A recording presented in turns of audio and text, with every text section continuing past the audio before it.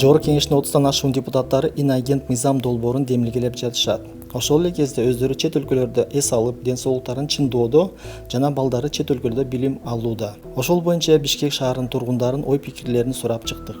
Бир эсептен туура эмес да. Ал эмне деген мыйзам? Бул чет өлкө менен иштешкендердин баарынын агент деген неме алып. Ама ал туура эмес. Ал туура эмес. Эми арасында балким 5 кол тең эмес. Болуп кетиши да мүмкүн. Ошо балдарын ошо мисалы үчүн депутаттар чет мамлекетте окутпаса, ушу өзүбүздүн Кыргызстанда окутуш керек да.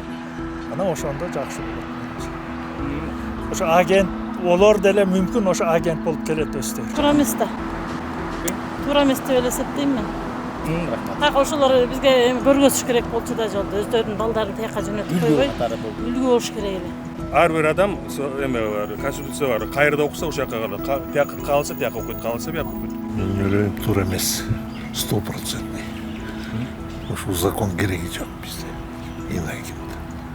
Бизде демократический страна или кандай? Свобода слова ушундай бар. Вот ушудан категорически против мыйзамда. Ну, балдар окуса, любой балдар чет элде окуйм десең окуй берсин. Анан инагент деген Россияда бар, бизге керек жок андай инагент.